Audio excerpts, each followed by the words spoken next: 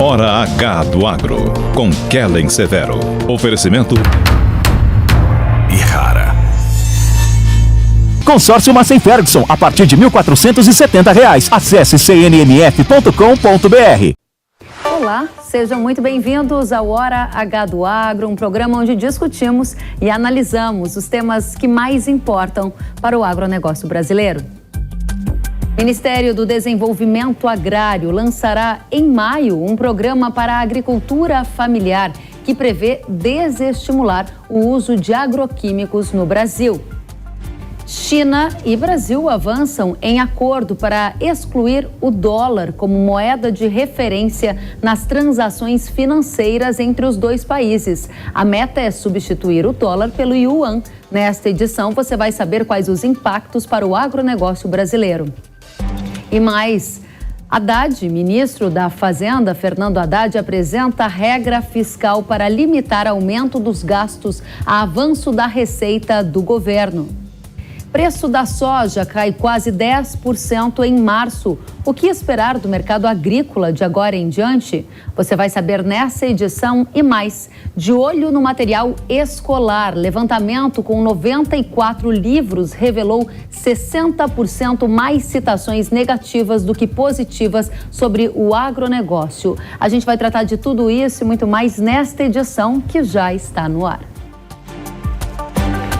O Ministério do Desenvolvimento Agrário anunciou que deve lançar em maio um programa nacional para estimular a produção do que chamou de alimentos saudáveis. A Agência Brasil conversou com a secretária executiva do MDA, Fernanda Machiavelli. E, segundo ela, nos últimos anos tem se observado a redução da diversificação dos alimentos na agricultura familiar, com estímulo, por exemplo, à produção de soja. Ela também afirmou que uma das frentes do programa será o desestímulo ao uso de agroquímicos no país. A gente começa já analisando esse assunto com Christian Lobauer, que é cientista político e tem uma longa história já no agronegócio brasileiro e também nesse setor de químicos. Christian, seja muito bem-vindo ao Hora H do Agro. Obrigado, Kellen. Prazer estar com vocês aqui. Da mesma forma, a gente gostaria de entender, na sua expectativa, o que podemos esperar desse programa do governo, que está previsto para ser lançado em maio e que, como disse a secretária do MDA, prevê o desestímulo ao uso de agroquímicos na agricultura familiar. O que você espera?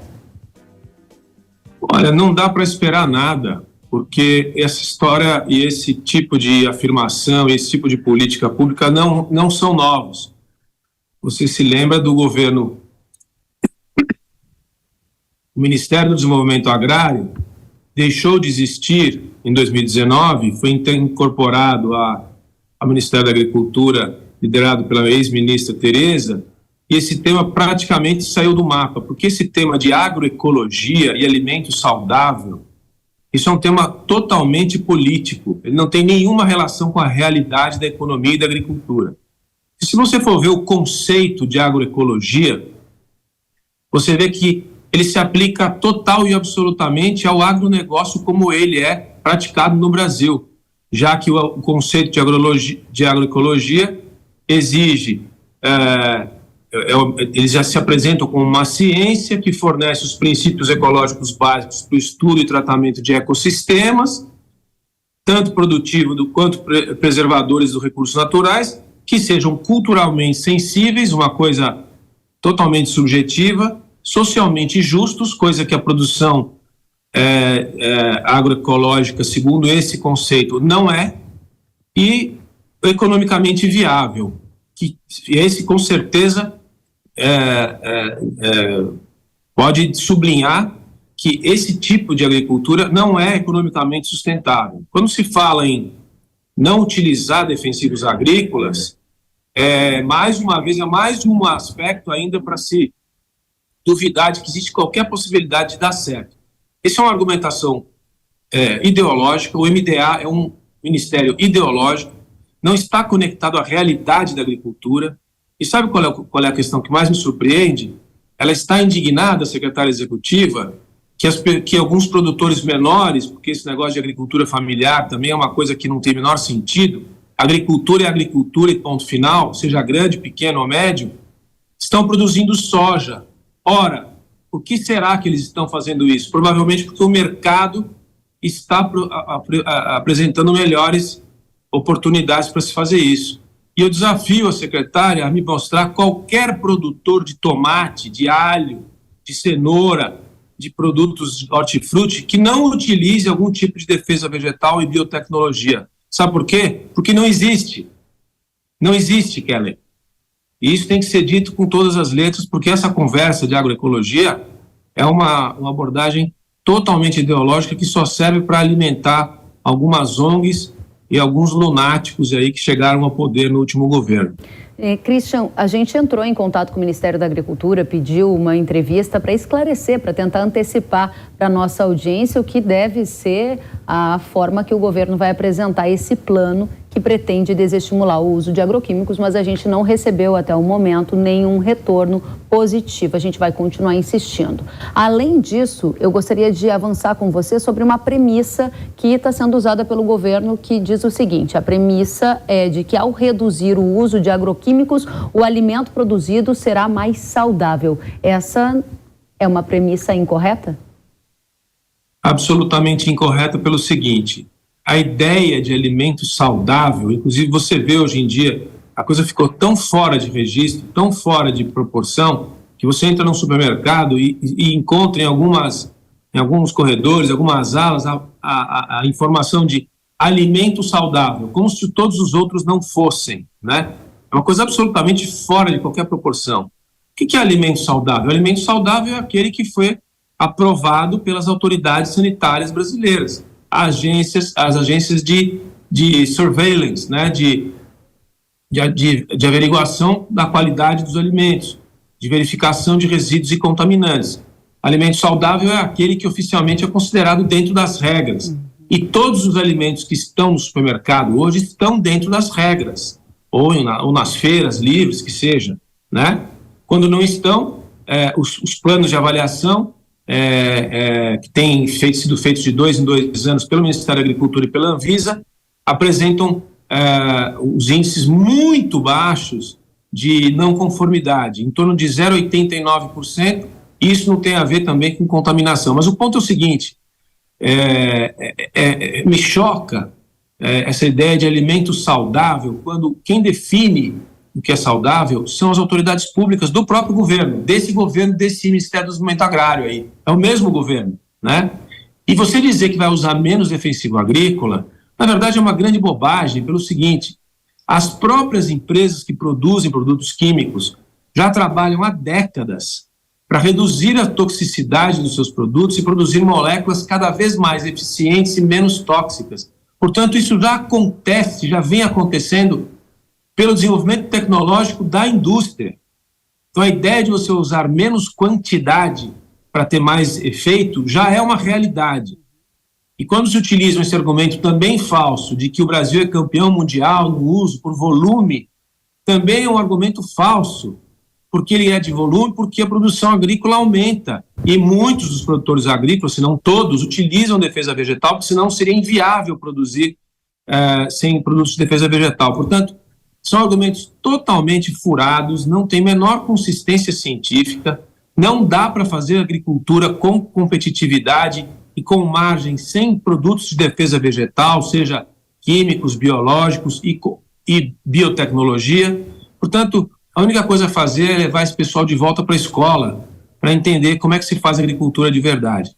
Christian, uma última questão ainda sobre essa expectativa do lançamento desse programa por parte do Ministério do Desenvolvimento Agrário. Você acredita que essa ideia que nasce no MDA, voltado à agricultura familiar, pode se expandir e não ficar restrito só a esse segmento, agricultura familiar? Você acredita que o plano para reduzir o uso de agroquímicos deve ir além? De qual forma, se você puder ser bastante breve?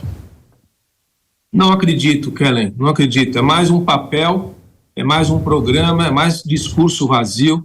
Não é a primeira vez que a gente ouve isso. Governos anteriores já fizeram essa parafernália toda em torno de agricultura familiar, agroecologia e tal, e o resultado foi pífio. não acontece nada. Pode esperar, guarda minha gravação aqui, e daqui a 1, 2, 3 anos você vê qual foi o resultado desse plano. Nenhum. Sabe por quê? Porque ele não tem relação com a realidade. A realidade é outra. A realidade da produção agrícola é um trabalho duro, difícil, com margens curtas, e mesmo para o produtor rural de hortifruti, pequenos produtores, é necessário sim o uso de defesa vegetal, de tecnologia e de integração às cadeias de distribuição e de exportação. Senão, a agricultura não é viável. E eles simplesmente ignoram isso. O plano não vai ter nenhum efeito. Christian Lobauer, cientista político, conhecedor do agronegócio brasileiro, a gente agradece pela sua análise. Volte sempre. Obrigado. Obrigada a você. E ainda sobre este assunto, fica aberto o espaço para o Ministério do Desenvolvimento Agrário vir aqui no Hora H do Agro esclarecer para a gente mais detalhes desse programa que está previsto para ser lançado em maio deste ano. A gente segue à disposição. Os bancos centrais do Brasil e da China avançaram em um acordo para excluir o dólar como moeda de referência nas transações financeiras entre os dois países. A ideia é substituir a moeda norte-americana pelo yuan, moeda chinesa. Brasil e China assinaram um memorando de entendimento para criar um modelo financeiro. A dúvida no momento é: como esse acordo pode afetar o Brasil do agro?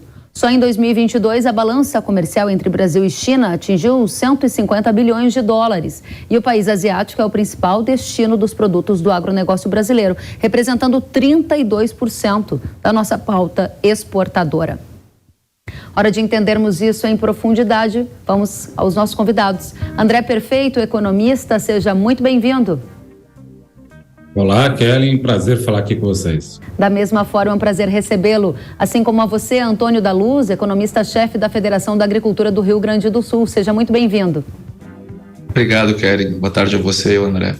Ótimo, vamos começar então a primeira rodada com você. André, a gente gostaria de saber qual é a sua avaliação em relação a esse plano. Ele vai dar certo? Ele vai sair do papel? Olha, a gente está falando de uma discussão que é bem mais ampla do que propriamente a utilização da moeda. Estamos falando exatamente de um jogo geopolítico, né? O uso do dólar como moeda de referência global é vamos dizer, um ativo norte-americano muito forte que a gente pode usar ou não. Então, a ideia por trás disso é o seguinte: ao negociar em moeda chinesa, em tese, a gente teria condições de financiamento melhores ou mais tranquilas. Do ponto de vista, pelo menos inicialmente, para o produtor, para quem vai receber, né? Porque o produtor rural vai vender, vai receber não em dólar, vai receber em yuan, em renminbi, né? Em tese não tem muita diferença porque a moeda chinesa é colada com a moeda norte-americana, né? Se você quiser transformar, né, os renminbis, obviamente o dólar vai ter algum custo de transação, né, da alteração de uma moeda para outra, mas não deve ser ali a grande questão.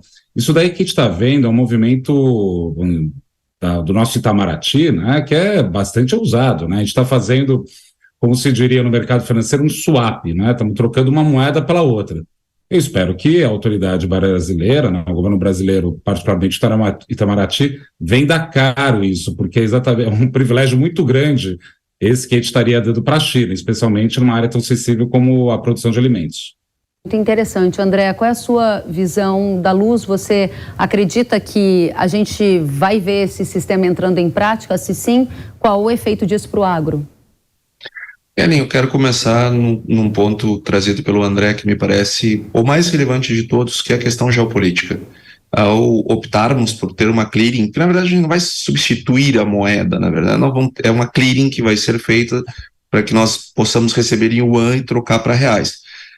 Só que nós estamos vendo um mundo se acirrando, tem toda uma disputa da China, Estados Unidos, tem aquela questão de Taiwan, nós estamos com uma guerra, uma invasão da Rússia na Ucrânia. Será que é momento do Brasil se meter num negócio desses? E aí, olhando do ponto de vista da produção de alimentos, né? Pô, o Brasil é um exportador de paz, quando é o maior exportador líquido de alimentos do mundo, e sabendo que os maiores conflitos da humanidade aconteceram por causa de alimentos, nós somos um mercador de paz. Será que faz sentido para o Brasil entrar no meio desse jogo? Quem somos nós na fila do pão para entrar nesse momento? Por que nós temos que ter esse protagonismo? Acho que essas questões, elas vêm primeiro. Do ponto de vista prático, tá? Eu não gosto da ideia de fazer essa substituição. O dólar, ele é uma moeda muito mais forte, muito mais estável. O que vai acontecer com o Brasil, que tem um comércio de 150 bi com a China, se a China, no meio do caminho, resolver fazer uma maxi de desvalorização, como ela cansou de fazer? Como é que a gente fica? Aí nós precisamos comprar dólar. Vai ser mais barato porque o custo de transação vai diminuir. Sim, aí a gente precisa importar. A gente não importa só da China, a gente importa dos outros países. Quando a gente precisar comprar dólar para ir, como é que vai ser esse custo? Ou seja, eu acho que a conta é um pouco mais complexa.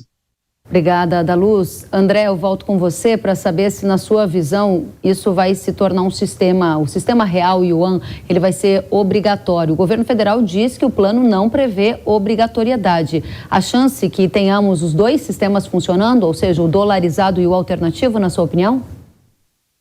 Eu acho que o caminho talvez seja esse. Vale notar que a Daluz colocou de forma absolutamente correta, né? Não é exatamente renminbi, é uma câmara de compensação que vai ter créditos e débitos nessas moedas, enfim, ao invés do dólar, né?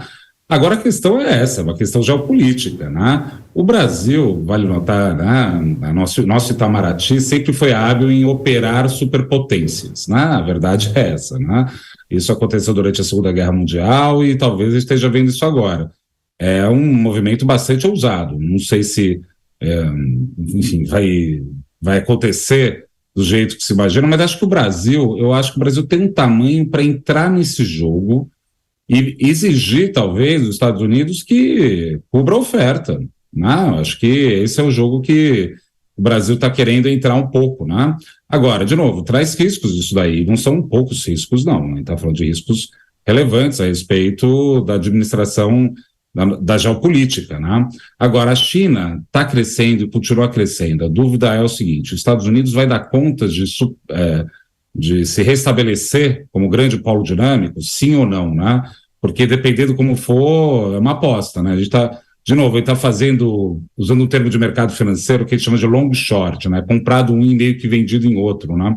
Só que essa operação tem que ser muito bem calculado. Eu espero que o pessoal do Ministério da Fazenda, Itamaraty, esteja com as planilhas atualizadas dessas relações comerciais. André, tem essa questão. Agora, Antônio Daluz, na sua avaliação, a gente vai ter os dois sistemas funcionando e você acha de fato que é um risco? Eu já ouvi você dizendo isso. Quais são os efeitos já esperados? Eu vou trazer para a maioria dos nossos telespectadores são do agro, né? Eu vou trazer à memória deles um episódio.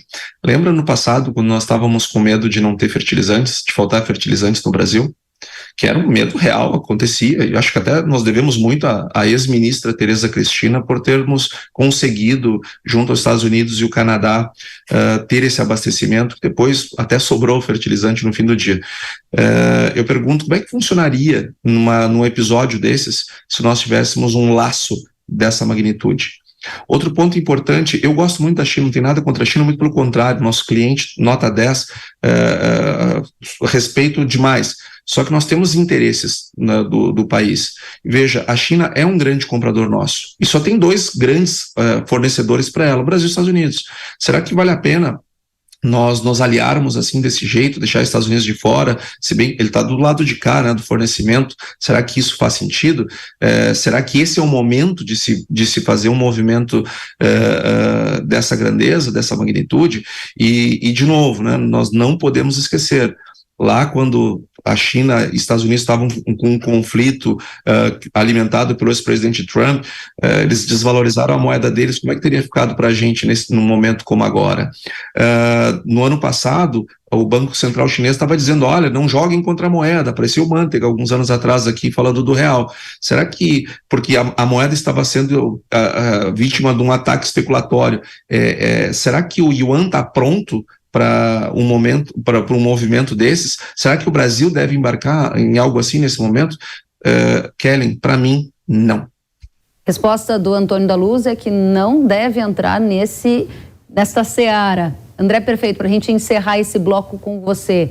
O Brasil deve ou não entrar nesse acordo e fazer essa negociação real Yuan? Só para falar do renminbi, do yuan, né, a oscilação 2004, na verdade, né, estava lá fixado contra o dólar.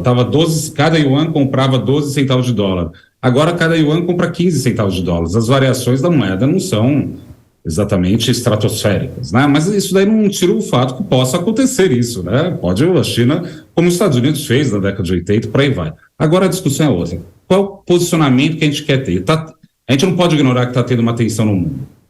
Como a gente vai ganhar com isso? Essa é a discussão. E, de novo, isso incorre riscos. E espero, de novo, que o Itamaraty esteja sabendo como jogar esse jogo, porque é um jogo de gente grande mesmo, né? A gente está querendo dar um bypass os Estados Unidos como fornecedor da China. É interessante, não é? A gente pode depois fingir que, não, China, desculpa, a gente não tem nada a ver com isso e voltar a ser aliado dos Estados Unidos. Acho que a gente pode fazer tudo. Agora, de novo, diplomacia, para isso que a gente paga o salário dos nossos diplomatas, para eles pensarem estrategicamente isso. Vamos ver o que eles estão respondendo. O Antônio da Luz disse que é contra essa medida. Eu quero saber se você acredita que é uma condição que a gente não vai poder escapar. É algo que mais cedo ou mais tarde vai ter uma pressão da China para que essa negociação com o yuan venha a ocorrer? Ou você acha que isso pode acabar não acontecendo, André? Eu acho que pode acabar não acontecendo. É típico da diplomacia brasileira jogar com os dois lados e ver quem dá para a gente a CSN, né? Esse que é o jogo, né? Agora, eu não quero dizer que com isso que eu posso bater o martelo a respeito do que vai acontecer. Simplesmente não sei, mas eles têm que agir nesse sentido, porque tem uma questão na mesa, que é o conflito dos Estados Unidos e China. Excelente colocações, tanto do André quanto do Antônio da Luz. Eu volto com vocês já, porque a gente vai trocar de tema agora.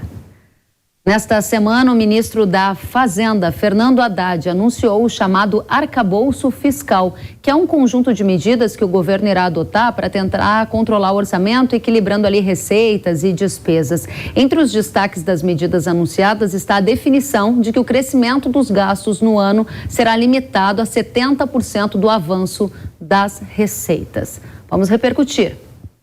Primeira pergunta a você, André. O dólar caiu abaixo de 5,10 na quinta, logo depois do anúncio. O que o mercado entendeu que gerou essa reação, hein? Olha, eu acho que quando a gente trata de política fiscal, a gente não tem que olhar tanto o dólar, e sim o comportamento da curva de juros. Ela chegou a cair ontem, hoje está subindo de novo. Bem, o que o ministro da Fazenda apresentou é um business plan, né? Um plano de voo. Agora, para ver se esse business plan vai funcionar para valer, são outros 500, né? Eu acho que até ele construir algumas coisas que podem mitigar, né, o desejo mais gastador do governo, mas isso sou eu achando, porque ele falou das metas, né, ele apontou, que é isso esse ano, isso outro no ano, e vai ter uma certa banda. Vamos ver se ele vai entregar, né, existe muita desconfiança do mercado, desconfiança absolutamente compreensível, né, a gente sabe que, apesar do PT de fato ter criado ao longo do governo Lula superávites grandes, essa não foi a história durante o governo Dilma, então existe uma resistência que, sim, é legítimo por parte do mercado. Obrigada, André da Luz. O governo sinalizou algum corte de gastos? Como é que vai ser o tom dessa responsabilidade fiscal? Não, Kelly, não sinalizou corte de gasto, muito pelo contrário, ele sinalizou que vai ter crescimento real do gasto no Brasil. Bom, em primeiro lugar, eu acho, antes de criticar o plano, eu queria trazer que acho interessante e importante que o governo fale desse assunto e traga alguma coisa para a mesa em termos de ajuste fiscal. Até porque uma parte do governo, ali, Mercadante, Gleisi Hoffmann, que não faz parte do governo, mas faz parte do partido do governo, pressionam para gastar sem controle nenhum, né? É pegar o cheque especial, o cartão de crédito e gastar tudo, e depois, daqui 4 anos, o próximo que se vire. Então o Fernando Haddad, ele está numa situação que ele precisa equilibrar esses dois mundos. Então, ele trazer merece ser valorizado e reconhecido. Agora, o plano em si não me parece bom. Não me parece bom porque ele traz crescimentos reais do gasto público. A variação é 70% da variação da receita no gasto público, ficando entre 0,6% e 2,5%. Ou seja, vai crescer o gasto real. Nós precisamos transformar PIB futuro em maior gasto público. Esse é o primeiro ponto. Segundo ponto, vai ter uma banda de superávit de 0,25. Kelly, você é uma jornalista experiente, está aí acompanhando o Congresso há tanto tempo. O que você acha que os parlamentares vão fazer na época de pressionar para a liberação de verbas? Vai todo mundo já contar com esse 0,25 para fechar as contas no final do ano. Então nós vamos trabalhar sempre, o incentivo é sempre a banda de baixo. Então, não me parece que vai ser fácil atingir aquelas metas que foram estabelecidas. Não gosto da ideia do crescimento real do gasto num país que tem um orçamento de 5 trilhões de reais, que gasta muito mal seu dinheiro, de maneira muito ineficiente. Falar em crescimento de gasto real é algo que não me agrada, mas entendo em parte a situação do ministro da Fazenda. Muito bem, só para a gente fechar esse tema aqui do arcabouço fiscal, o público do agro, que é a nossa audiência principal, além de toda a audiência da Jovem Pan espalhada pelo Brasil, quer saber se isso afeta a curva de juro, que foi uma coisa que você mencionou, André, e também como que isso colateralmente gera efeitos no câmbio.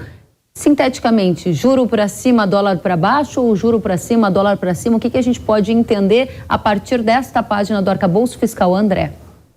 Olha, eu vou falar um negócio que, enfim, vai ficar meio misterioso, mas muitas vezes a economia 6 é diferente de meia dúzia. Não é porque você sobe a taxa de juros que o real vai se apreciar e nem vice-versa.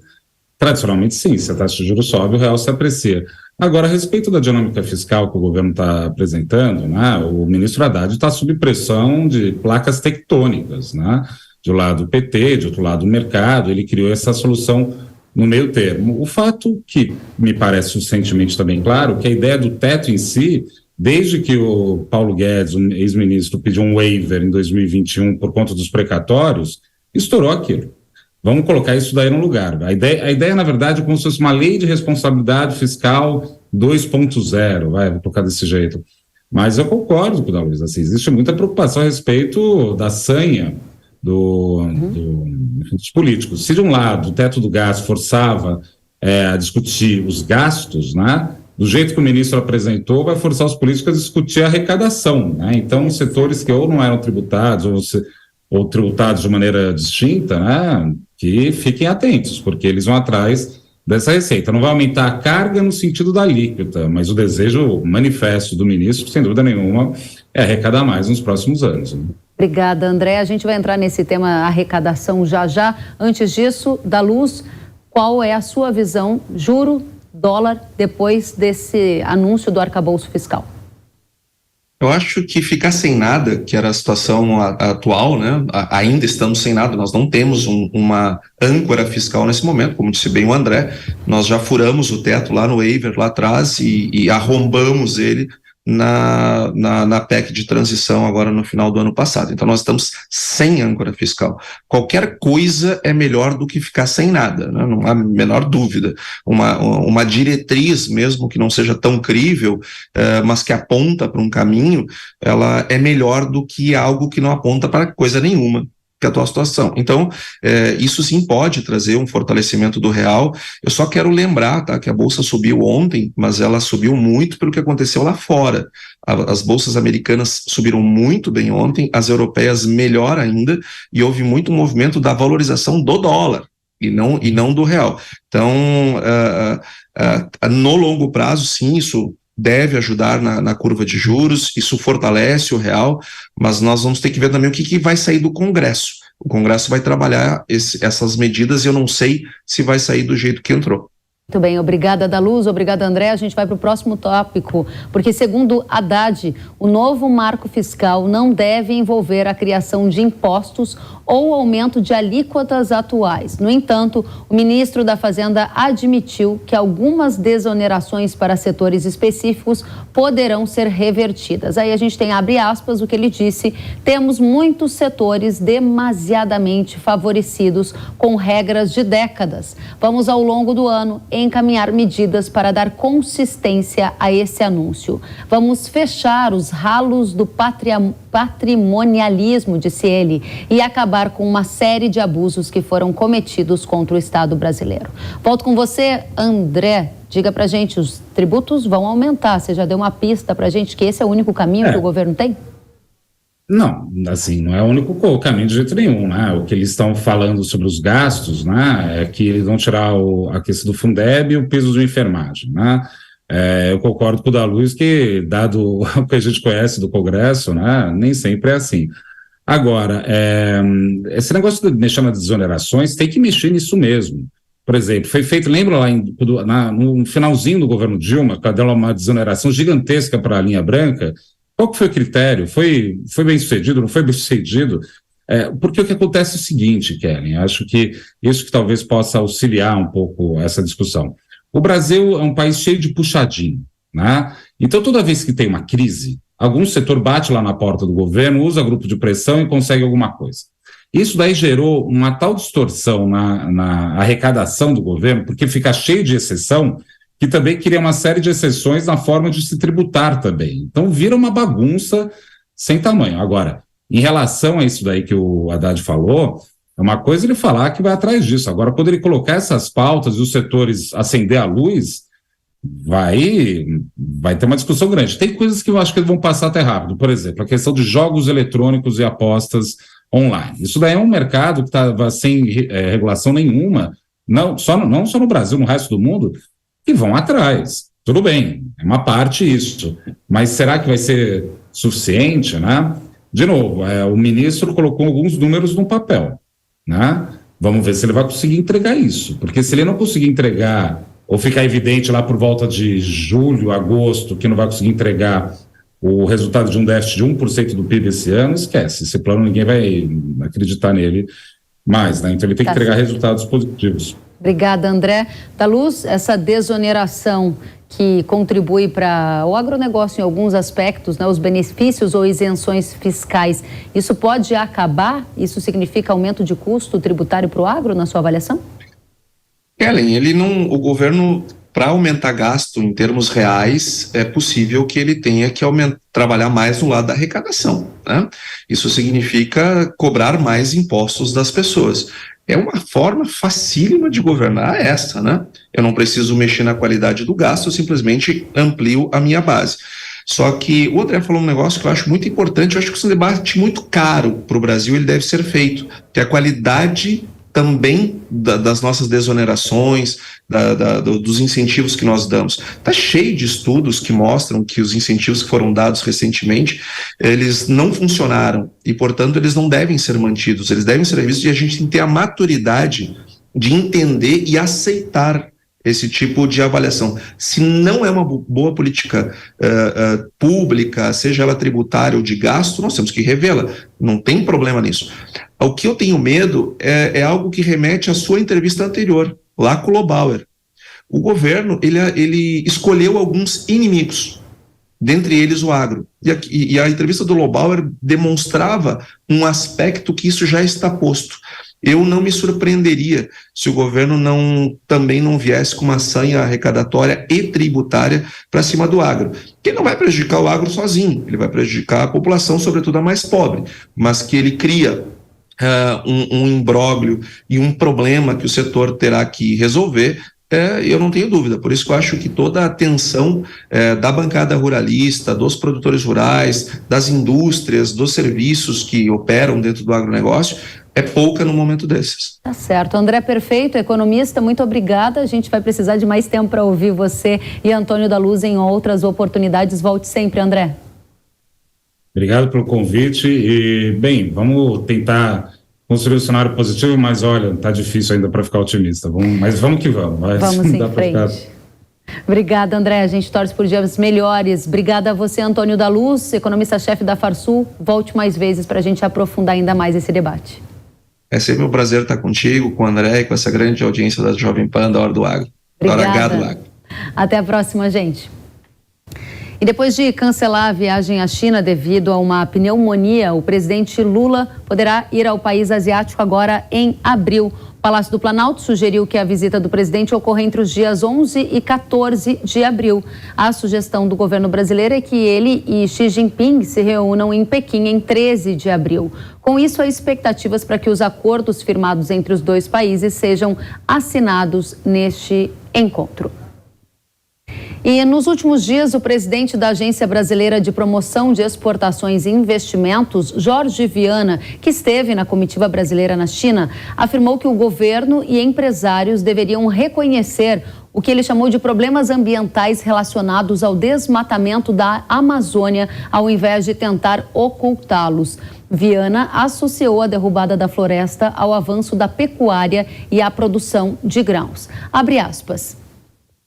Quero dar números bem objetivos. Falei que 84 milhões de hectares foram desmatados. Para que essas áreas estão sendo usadas? 67 milhões de hectares para a pecuária, disse ele, e 6 milhões para a agricultura de grãos e 15 milhões de floresta secundária, disse o representante da Apex. A fala do Viana não foi nada bem recebida por entidades do agronegócio.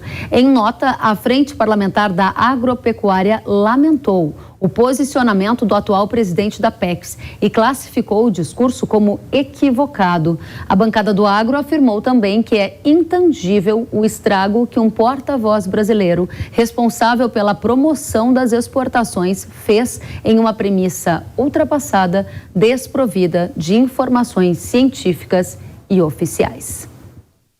A senadora e ex-ministra da Agricultura, Tereza Cristina, também criticou a fala do presidente da Apex na China. Vamos conferir. Estou pasma, com o que a gente ouviu do presidente da Apex lá na China. A agência de promoção dos nossos produtos ir lá para a China falar mal dos nossos produtores rurais, dizer que o nosso agronegócio só traz desmatamento, fome, que está todo errado. Eu acho que, primeiro, não é verdade, mas se fosse, essa discussão tem que ser feita aqui dentro. E não a nossa agência de promoção e lá fora falar mal de um setor que levou mais de 80 pessoas na comitiva do presidente que ia à China, acabou não indo, para vender os nossos produtos. Então aqui está o meu repúdio. Eu acho que o presidente da Apex precisa conhecer melhor o nosso setor, precisa vestir botina, ir para o interior e conhecer o que o agro faz, esse agro que compra tecnologia, que usa tecnologia, que é sustentável, que tem a melhor agricultura tropical do mundo, que produz na mesma área 2 a 3 vezes. Senadora Soraya, a senhora é a presidente da Comissão de Agricultura agora. A senhora sabe o que o agro faz, o que o agro vem carregando a economia brasileira. Por quê? Porque nós precisamos fazer outros setores caminharem, mas não é denegrindo, colocando a imagem do agro lá embaixo, e não sendo verdadeiro o que está sendo falado. Eu fico pasma e está aqui o meu repúdio em defesa de todos aqueles que acordam todos os dias e produzem para dar comida, para colocar comida no prato dos brasileiros, para colocar comida no prato de muita gente aí pelo mundo. A Confederação da Agricultura e Pecuária do Brasil, em ofício enviado ao governo, sinalizou uma grande preocupação sobre esse assunto. A CNA disse ainda que a manifestação da Apex Brasil soa, no mínimo, como um contrassenso e que, como parceira da Agência de Promoção às Exportações, se vê na obrigação de cobrar uma postura em conformidade aos objetivos da sua missão, que é promover os produtos do agro no exterior. A Apex informou que, por questões de agenda, o presidente Jorge Viana não poderia nos conceder uma entrevista. E nós vamos para um rápido intervalo e, na volta, você vai ver que a soja encerrou o mês de março com queda de quase 10%. O preço deve cair ainda mais ou vai voltar a subir? A gente tem uma entrevista especial sobre este tema e ainda, às vésperas do Abril Vermelho, o CPI do MST ainda não foi instalada na Câmara dos Deputados. A gente volta já.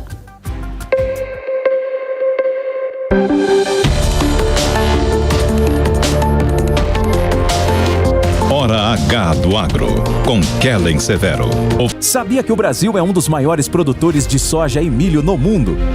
Esse mercado movimenta mais de 70 bilhões de dólares anualmente e tem muitas oportunidades. Com o curso de comercialização de soja e milho da NIL, você aprende a negociar preços em bolsas internacionais e proteger seu capital. O professor João Birkan tem mais de 60 anos de experiência e vai te ensinar como ganhar dinheiro no agronegócio. Quero garantir uma taxa melhor do dólar para daqui a 12 meses. Esse curso é ideal para você que quer trabalhar com trading de soja e milho no mercado financeiro e para você que é produtor e quer potencializar os lucros com sua safra. Ingresse no setor que mais cresce no Brasil. Acesse nilcursos.com.br e inscreva-se. O Consórcio Nacional Massey Ferguson está no mercado desde 1981 e já entregou mais de 70 mil máquinas que impulsionam a produtividade do agronegócio no Brasil. Agora, o CNMF apresenta o Grupo 377, com benefícios exclusivos para você, produtor rural. Até 10 anos para pagar, sem juros, sem taxa de adesão e planos com parcelas reduzidas a partir de R$ 1.470. Gostou e quer saber mais? Consulte um especialista através do site www.cnmf.com.br.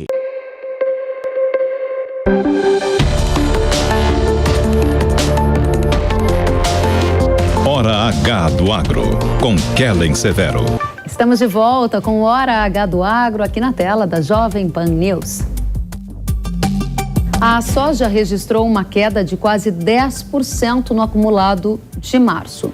No gráfico, para quem nos acompanha pela TV, é possível ver um movimento de perda no preço da soja base Paraná. Segundo o Centro de Estudos Avançados em Economia Aplicada, o CPEA, a saca de soja no Paraná é negociada por cerca de R$ 147, antes R$ 161, que era observado no início de março. Vamos entender para onde vão os preços com o analista de mercado e consultor da Terra Agronegócio, Enio Fernandes. Seja muito bem-vindo à Jovem Pan News, Enio. É um prazer estar aqui, Kellen. Da mesma forma, é muito bom tê-lo conosco. Enio, conte para a gente o que explica essa queda no preço da soja de quase 10% acumulado no mês de março. Nós tivemos uma tempestade perfeita, né? A soja precoce esticou o seu ciclo, muita chuva depois da colheita da soja de ciclo normal, isso dificultou a retirada da soja do campo. Essa retirada da soja do campo acumulou também nos fretes. E vou te dar um exemplo, um porto que carrega X mil toneladas por dia, no outro dia não recupera o que não foi carregado. Então a gente está um acúmulo de soja chegando, o peso da safra é muito importante, uma safra próxima de 150 milhões de toneladas, a depender da consultoria que você segue. Então, a gente, atrás da primeira soja, acúmulo na segunda, chuva na colheita e o acúmulo dos fretes. Para terminar, a chuva também nos portos brasileiros, que atrapalhou o carregamento. Tudo isso junto e misturado, fizeram os prêmios vir para cenário negativo, coisa que a gente não via há muito tempo, principalmente nessa intensidade que está sendo precificada agora. Essa intensidade assustou muitos agricultores, Enio, até porque a comercialização antecipada da safra está bem mais atrasada do que a gente costumava ver para essa época. A minha pergunta objetiva é, os preços vão se recuperar ou a tendência a partir de agora é cair mais? Karen, boa sua pergunta. O mercado, ele é extremista por natureza. Quando estava a $16, o céu era o limite. Quando ela rompeu alguns parâmetros agora, o fundo do poço parece que nunca chega. E o mercado não é assim. Agora a gente vai começar a parar de olhar a safra brasileira e olhar a safra norte-americana. Saíram os números de área plantada do USDA, as projeções, né, de área plantada do USDA. A área de soja não cresceu, o milho cresceu um pouco mais. Isso já dá um equilíbrio, um certo equilíbrio para a próxima temporada. Agora, o que vai determinar os preços da soja é muito o clima no início do plantio, tanto da safra de milho nos Estados Unidos, como de soja. O norte dos Estados Unidos, o clima está muito frio. Wisconsin, North Dakota, South Dakota, Minnesota, essas regiões estão muito frias, isso pode atrasar o plantio do milho, lá na frente é mais soja. Se o plantio do milho for rápido, for consistente, ele acontecer normalmente, a área de soja deve crescer pouco ou não deve crescer segundo os dados do USDA. Isso vai deixar um estoque de passagem apertado. O produtor rural, nos próximos 60, 70 dias, ele vai ter chance, sim, de precificar a soja que ele ainda tem para vender e garantir os preços da próxima temporada. Ele tem que ter os custos na mão. Quando ele tiver preço que dá uma rentabilidade boa para ele, travar. Ele não pode correr o risco de ficar com essa soja do ano que vem ad eterno na mão e não ir se protegendo. O mercado, ele é cíclico. Você tem que aproveitar os ciclos positivos de preço para ir travando a sua soja para deixar protegido no momento da sua colheita. Você chega na colheita, grande parte da sua soja, você já precificou, já sabe do que você tem, você já pode ir para a próxima temporada. O problema é que problema não é a melhor palavra para eu usar. O cenário é que nesta temporada, agricultores que fizeram a safra, a lavoura com custo alto, esperaram para vender para tentar conseguir preços melhores. O que a gente observou é a colheita acontecendo e o preço derretendo. Além disso, o dólar foi cotado abaixo de 5,10 nos últimos dias. Você falou que o mercado é cíclico. Entramos num ciclo de baixa?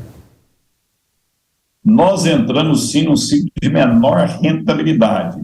Nos últimos 2 anos, a rentabilidade ela foi muito acima da média. E não funciona assim. Quem está na agricultura há muitos anos, há décadas, você tem anos muito bons e depois você tem anos ruins. Agora, preço, ele se equivale a custo.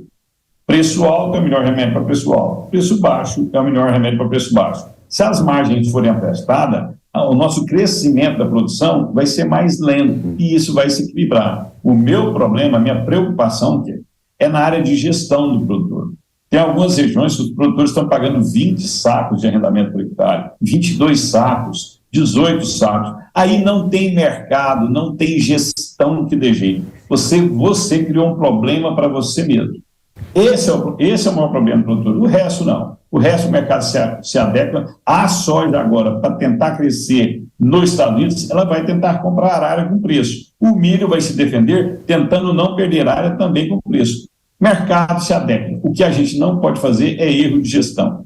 Interessante. Agora, nessa lógica de gestão que você está dizendo, a gente vê uma comercialização atrasada em relação à média histórica para o período. Quer dizer que tem muita soja em armazém, tem muita soja para entrar no mercado brasileiro, que tem uma estimativa, de acordo com dados oficiais, de uma produção de mais de 152 milhões de toneladas na temporada atual. Objetivamente, para quem tem soja para vender, tem dívida para saldar e está vendo o dólar lá embaixo e o preço da soja acumulando 10% de queda em março. O que se faz?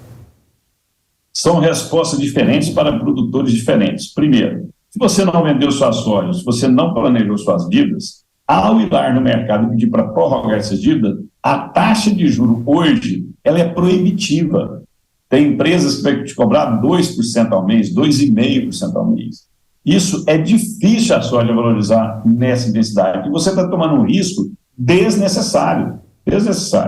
Agora, se você está com as suas contas planejadas, você ainda tem soja para vender, mas você não está apertado no seu fluxo de caixa, o seu fluxo de caixa não está estrangulado, você vai vender paulatinamente. E porque você tem 60 dias para fazer isso, no mínimo, o mercado de clima nos Estados Unidos sempre traz incerteza, sempre traz raliz. E nós vamos ter que aprovar esse arcabouço fiscal, vai discutir reforma tributária daqui uns dias. Isso dá tensão no mercado, isso dá incerteza no mercado. De novo, o dólar vai volatilizar. Momentos de alta em Chicago, momentos de alta no dólar, são momentos de venda, para você planejar sua venda. E para a última resposta, olha o que está acontecendo com os prêmios. Os prêmios estavam muito mais negativos. Com o fim da colheita, esse fluxo de soja do campo para a colheita vai diminuir. Logo, o fluxo do armazém para os portos, para a fábrica, também tende a se arrefecer. Se você falou certo, o Brasil está pouco vendido, precisa vender, mas o mundo precisa comprar. Então, nós vamos ter que exportar 97 milhões de toneladas, isso é um ponto positivo. O meu medo é o produtor escutar isso e falar assim, não, se eles vão ter que comprar, não preciso me antecipar tanto. Só que daqui a uns dias nós estamos entregando milho para a segunda safra. É o milho e soja buscando espaço nos portos. Além do que, este ano deve ser um ano mais açucareiro na safra de cana-de-açúcar que o ano passado. Também buscando porta na exportação. Então, se você ficar esperando ad eterno o melhor momento, você não vai conseguir fazer um bom negócio. Você pode planejar suas vendas e aproveitando esses ralis de alta, tanto de dólar quanto de cargo, e essa diminuição do prêmio, construir um preço médio, e você vai terminar o ano tendo resultado da sua atividade. Enio Fernandes, quero agradecer pela sua presença, trazendo explicações aprofundadas aqui para a nossa audiência do setor de grãos, especialmente produtores de soja. Fica o convite para você voltar mais vezes. Enio Fernandes, que é consultor da Terra Agronegócio. Sempre um prazer estar aqui, um grande abraço. Obrigada a você também, Enio. Um levantamento realizado pela FIA USP, encomendado pela Associação de Olho no Material Escolar, analisou como o agronegócio é retratado nas escolas. O levantamento analisou mais de 9.000 páginas em 94 livros e a conclusão foi que os livros didáticos possuíam 60% a mais citações negativas do que positivas sobre o setor. Entre as principais associações estavam o desmatamento, o conflito fundiário e o uso de agroquímicos. Já os tópicos positivos citavam, por exemplo, a agricultura tecnológica, a importância econômica do agro e a bioenergia. A gente separou alguns exemplos dessas associações feitas, associações negativas encontradas nos livros didáticos relacionadas a agro. Há uma charge em um livro didático que chamou a atenção da Associação de Olho no Material Escolar. Para quem nos acompanha pela televisão, a gente mostra. Nela, um delegado pergunta a um homem por que ele acredita que a esposa está tentando matá-lo. E o homem responde que a esposa serviu a ele pimentão, alface e tomate no jantar, além de frutas de sobremesa. O material, que serve de base para o aprendizado de estudantes no país, coloca como correta a resposta que associa os alimentos citados com o uso de veneno em função de agroquímicos utilizados nas plantações. Já um outro material encontrado em livros didáticos associa o agronegócio às queimadas. Vamos observar. Com o título "Queimadas vão fazer o Brasil um inferno", o conteúdo começa com uma frase atribuída a um diretor do IBAMA em que diz, abre aspas, ou os agricultores e pecuaristas interrompem imediatamente as queimadas ou eles vão fazer o Brasil virar um inferno.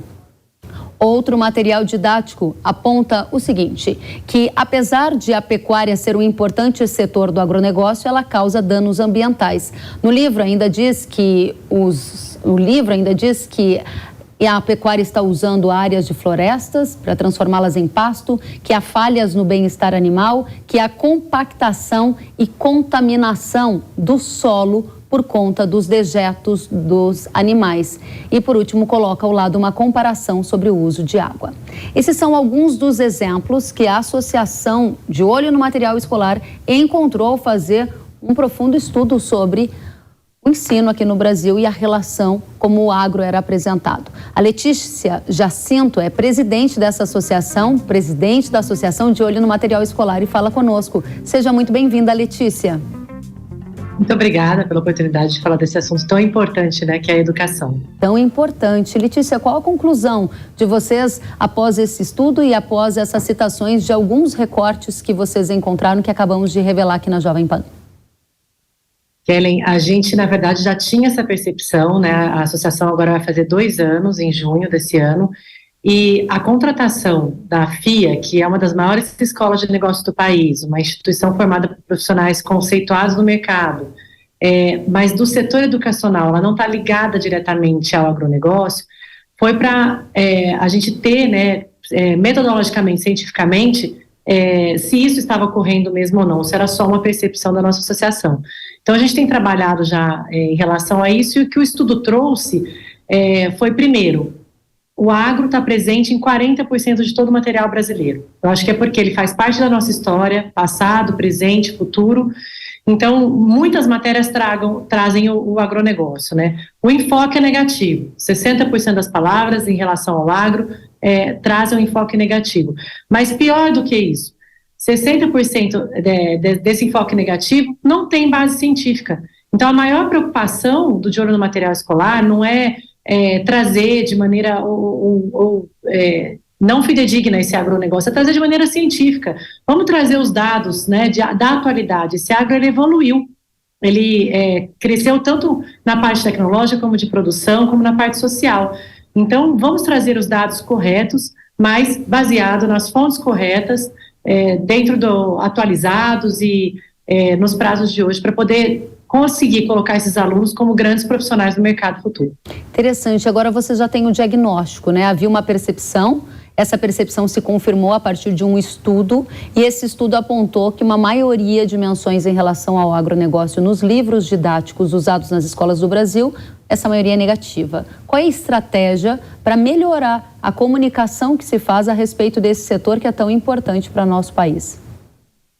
Nós viemos construindo isso ao longo dos anos, então o principal foco são as editoras, né? A gente tem conversado com cada editora, já temos trabalhos realizados com algumas delas, grandes editoras no Brasil, e sempre no enfoque de construir pontes. Então, a gente fornece palestras, treinamentos para esses autores, a gente revisa esse material em relação ao tema do agronegócio.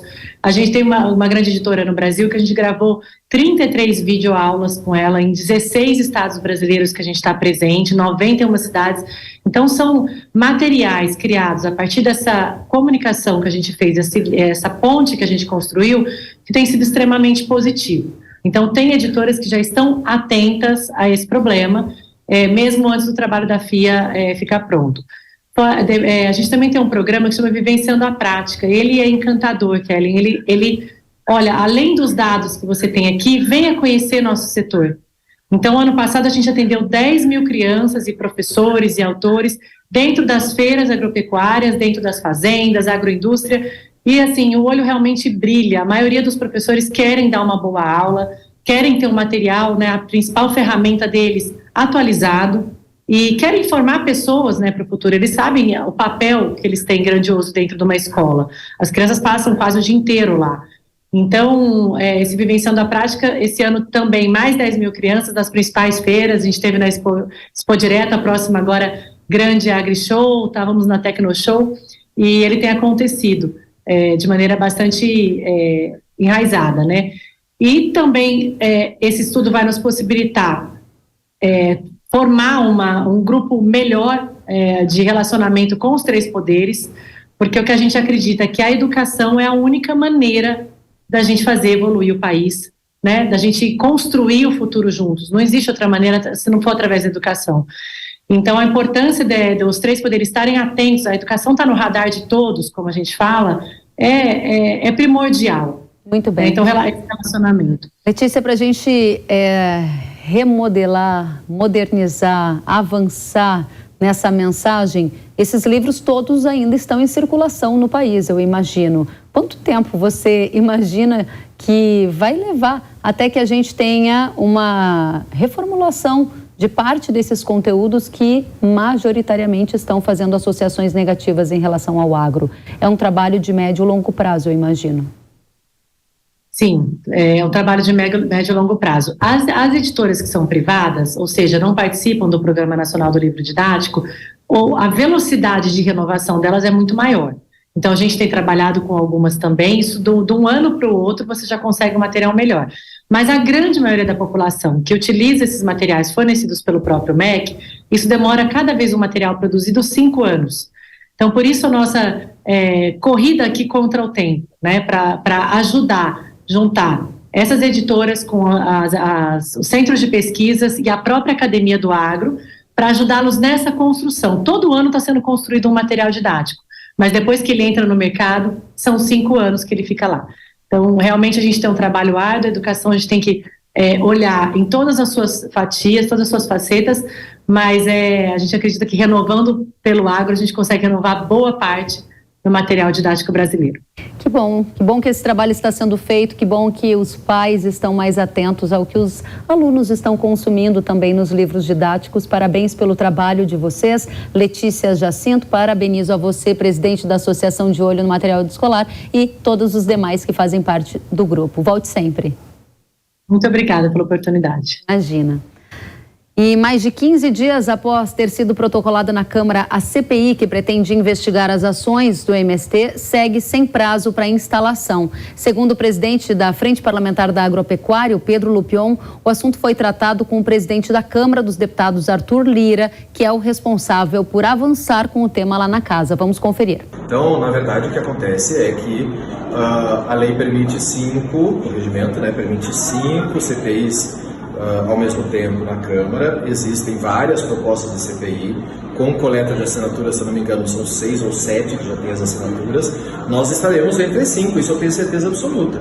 Agora, não há um prazo de instalação referente a isso. Eu tenho conversado com o presidente sobre coisas amplas em relação ao nosso setor, temas extremamente importantes, projetos importantes do nosso setor, medidas provisórias que serão votadas essa semana e também sobre a CPI.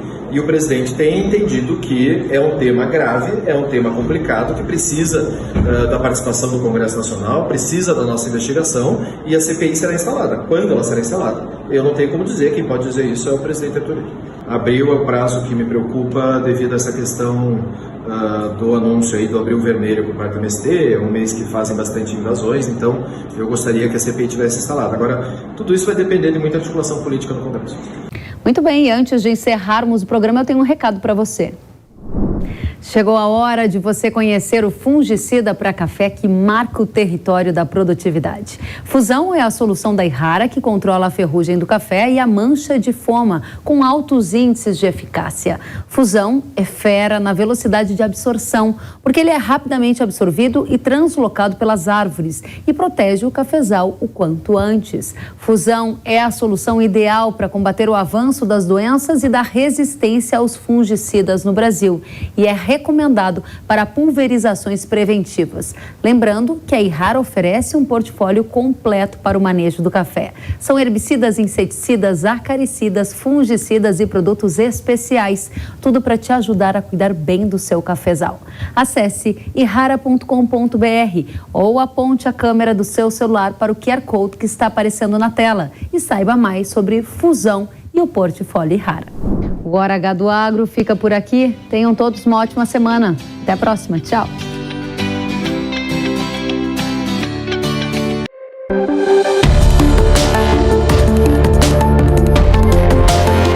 Hora H do Agro, com Kellen Severo. Oferecimento Irrara. Consórcio Massey Ferguson, a partir de R$ 1.470. Acesse cnnf.com.br. Realização Jovem Pan News.